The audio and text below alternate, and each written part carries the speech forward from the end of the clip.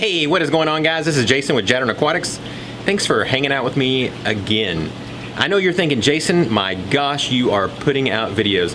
I am trying to get back into the hang of things. I'm feeling better. I was going through some serious depression during the whole COVID-19. Well, I know it's still going, but in the deep part of it where we had to stay at home so long, I just could not get motivated to do anything.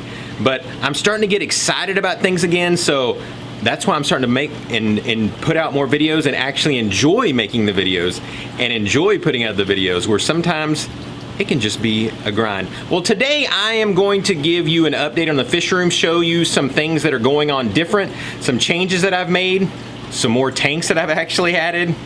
All right, let's go around and let's find out all the things that's happening now. All right, let's go ahead and start right here with the Dumbo Super Dragon Guppies. This is definitely not something new. I know you guys have seen this a lot, but this line is doing so good and is breeding so true. These have absolutely become my favorite guppies that I have had or have ever had. Not only do they look absolutely beautiful, but they breed like crazy. They grow just beautiful fins. I mean, these things are just, I wish I had more like this. I've had so many guppies that I've had trouble with that I just can't hardly get to breed, and they just end up wasting away and dying off on me. But these guys have done just so well. So I just wanted to spotlight these guys so you can see how well they're doing. I've actually moved about 4 or 5 pair to another aquarium to get those guys breeding over there, because my thought is, you know, if this tank was to crash and I lost all of them, I would be very, very sad. All right, if I can get you a shot over here in this corner, you'll see that this corner actually looks quite a bit different now. Before, on top, I just had a 55 that didn't have anything in it. And what I've done is I've decided to put 2 20-gallon highs on here so I can probably get some more angelfish breeding. As you can see, I've already got it all plumbed up and ready for water.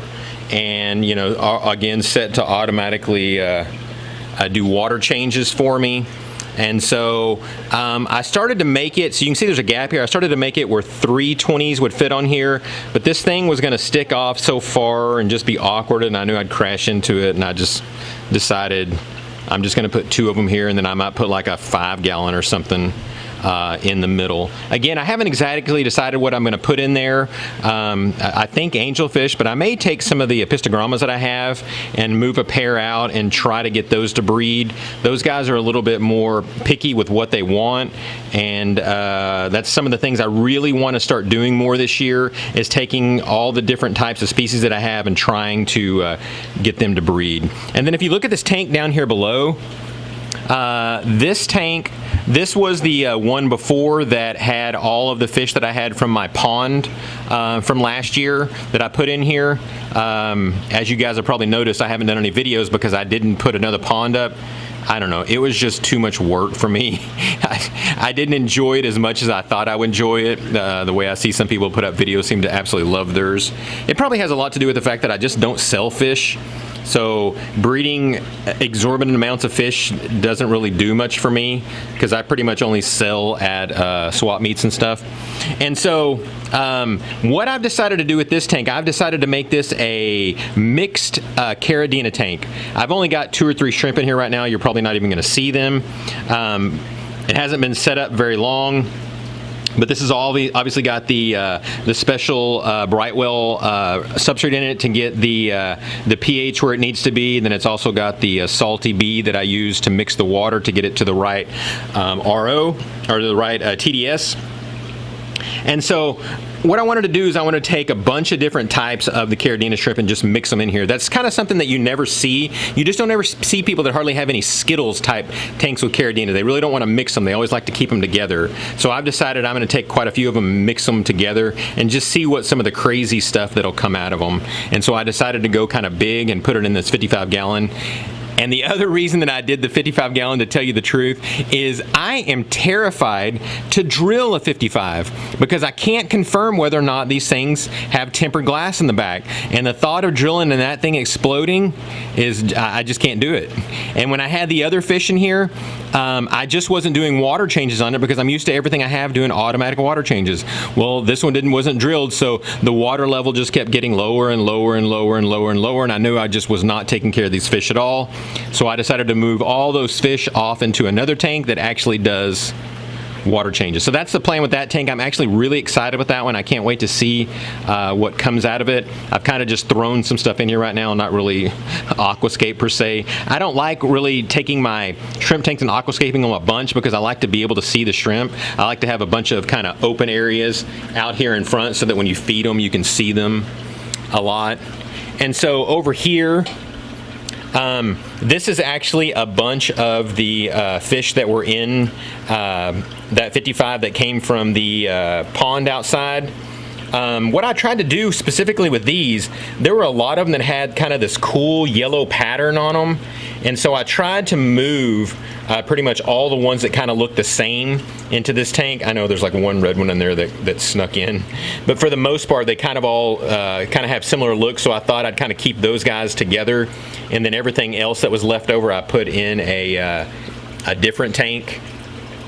If you guys are enjoying this video and you would love to see more fish room tours, more fish store tours, and a bunch of cool DIY projects in my amazing fish room, be sure and hit that subscribe button right now. Want to show you this tank again. Again, these are some guppies that I got from my friend. If you guys remember, his house caught on fire and burned his entire bedroom down, killed hundreds and hundreds of his fish. He ended up giving me a whole bunch of fish to take care of until he decided what he was going to do. And I'm excited to tell you that he is starting afresh, brand new. He is actually moving to Ohio, and he's got a job there. I'll tell you more about that a little bit later, but it's something that's really exciting. I'm going to tell you the truth, I'm a little bit jealous of what he's getting to do, and he's getting just a fresh start. He's had a lot of things that have happened in his life over the past year with his mom dying and a heart attack, and it's just been rough time. So I'm excited that he's being able to go out there and completely start it over. So right before he left, he decided that he was just going to give me pretty much every single thing that he had. So not only the stuff that I was holding for him, but he also gave me some 4 or 5 other different types of shrimp for me to keep. So really excited about that and really thankful, but again, just really excited about what's going on with him. All right, in this tank we've got some crabenzas. These are the golden crabenzas, or they're also known as albinos. Now I got about 6 of these guys about 6 months ago, and then the regular crabenzas I got about 6 of those guys about the same time. So I've kind of just been leaving them alone because from what I understand with crabenzas, they just breed really, really easy. And so I haven't done a lot with them. So I've got caves and stuff in them, but I haven't seen any of them breeding. So I decided to take a closer look because I just assume, hey, if I got 6 fish, I got to have some males and I got to have some females. But I think what I've actually determined is that the albino ones I have, all 6 of them are females. And then the regular ones I have, all of them are males. So what I've decided to do is back here in the back, you see barely, there's some regular crabenzas. I've moved a couple of males in here to see if I can't get those guys to pair off, because I'd really like to get these guys breeding. Again, I cannot believe that these guys ended up being all females. I mean, you get 6, what are the odds? I mean, it's absolutely crazy. All right, here is another 20-gallon tall that I used to have quite a few things in. Some pepper quarries and I don't know, I had something else in there, but I decided to move those out and move them into a 40-gallon that I have. So I've got this one set up. Again, I think I'm going to do the same thing with this one. I think I'm going to get some angelfish breeding in these two. I don't know what kind. I'm thinking about maybe spending some money and getting some high-end, some real high coverage koi angelfish, Or I saw these ones that kind of had like a leopard pattern on them. I might actually try to find those too. And when we talk about angelfish, my angelfish have been breeding really, really well. As you can see, all these guys in here, these are all ones that I've grown up from eggs. I have 3 different sets of parents. I have a pair of koi, a pair of platinums. Like the platinums, I haven't had a tremendous amount of luck. I get a lot of unfertilized eggs. And then I've got some black ones also. So you can see these guys are doing good, feeding them brine shrimp all the time. Let's go back there and let's look at the small ones. Okay, over here we have the basically the hatcheries, what I call it. Some of these are some of the smaller angelfish that aren't terribly old. And then in here you can see ones that are less than a month old. And then in here you can probably see around the edges, these guys are about 3 days old. So I'm just constantly getting eggs probably about every 3 or 4 days. And so I've always got angelfish in all different stages of their life. So I'm obviously having to hatch out brine shrimp absolutely all the time to keep all these things fed and to keep them growing. So there you go. There is the update from the fish room. If you guys got any questions or comments, be sure and leave them down below. So thanks again, guys, and God bless.